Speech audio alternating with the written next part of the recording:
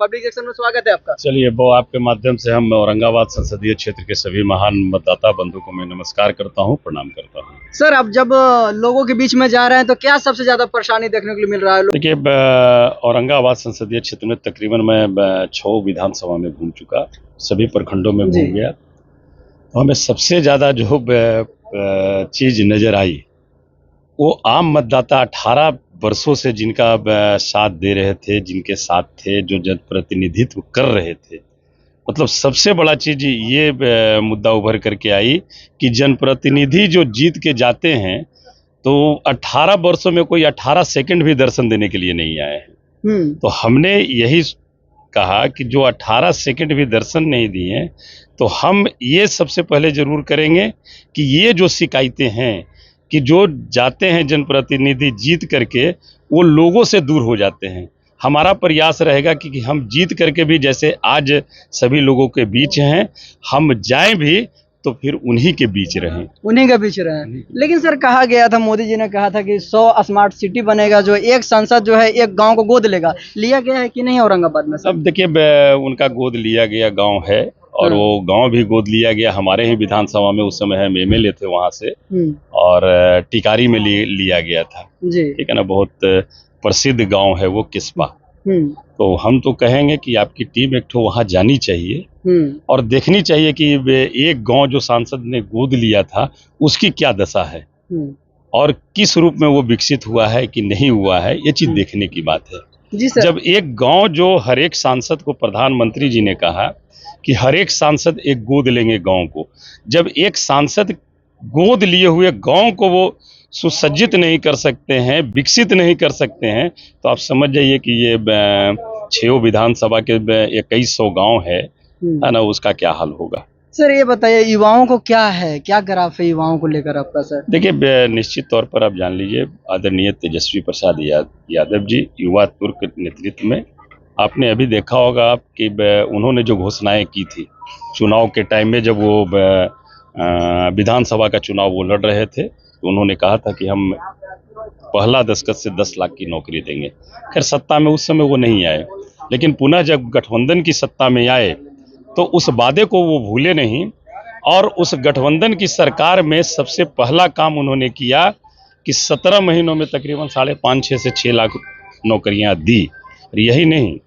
जो खेल से संबंधित जितने भी सारे लोग थे जो उसमें प्रोत्साहित हुए, या तो जो उस तरह का जो बढ़िया काम कर चुके हैं, बढ़िया खेल चुके हैं बिहार लेवल पर या इंटरनेशनल लेवल पर, उन तमाम लोगों को भी तकरीबन 80 लोगों की नौकरियां दी।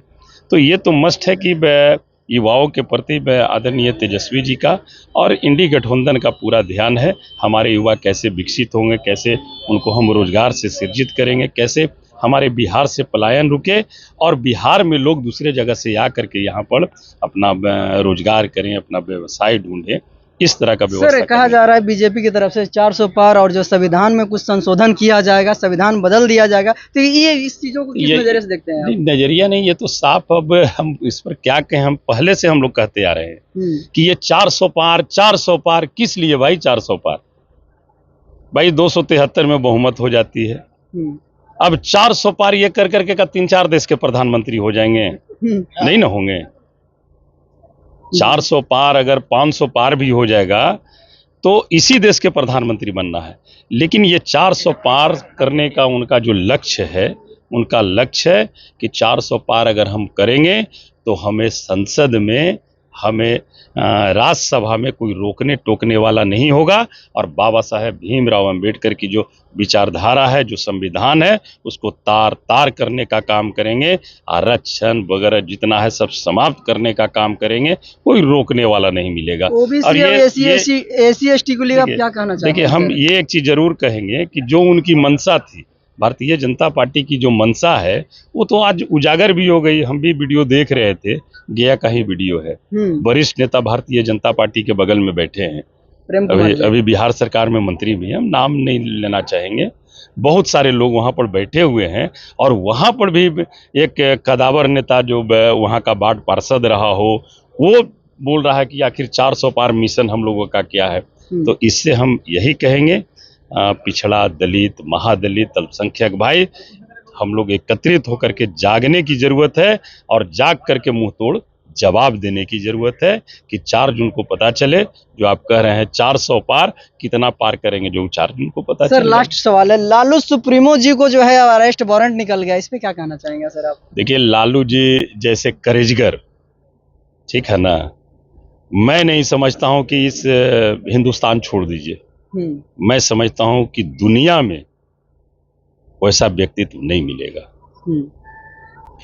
जो भी निस्वार्थ विपक्षी और पार्टी सभी है- सभी सभी को साथ देने वाले, मतलब दुख के घड़ी में आदरणीय लालू प्रसाद यादव जी बहुत बड़े बड़े नेता के साथ खड़े हुए हैं।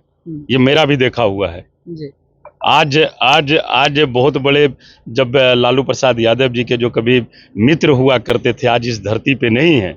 आज उनके बेटे चिल्ला चिल्ला करके सभी जगह घूम रहे हैं। हमें वो दिन याद है, वो दिन हमें याद है जब एक भी विधानसभा में कोई विधायक नहीं हुआ करते थे। उस समय लालू यादव ने उस माननीय नेता को राज्यसभा में भेजा था। लालू यादव का कोई जोड़ नहीं है इस धरती पर। और तेजस्वी जी युवा तुर्क, आपने 17 महीने सरकार चली, इसके पहले भी सरकार चली थी।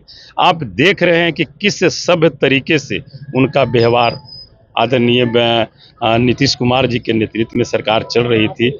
नीतीश कुमार जी के सपोर्ट में हमेशा उनके पीठ पर तेजस्वी यादव जी खड़ा रहने का काम किया और उनको हिम्मत देने का काम किया। भारतीय जनता पार्टी उस समय बहुत तरह की बातें कर रही थी, लेकिन कभी नीतीश जी के पीठ पर से तेजस्वी जी हाथ नहीं हटाया। बैक में एकदम पूरी मजबूती के साथ खड़े रहे। औरंगाबाद तो के जनता को आप क्या कहना चाहते हैं सर? हम औरंगाबाद की महान जनता से यही आग्रह और विनती करना चाहेंगे कि आज़ादी के बाद यह मौका मिला है। इस बार अपना घर, औरंगाबाद में घर हम लोग 90% के लोग निश्चित तौर पर बनाने में कामयाब होंगे। यही आग्रह और विनती करेंगे और उनसे हम ये आग्रह जरूर करेंगे कि आप एक मौका इस बार अभय कुशवाहा को लालटेन छाप पर दें।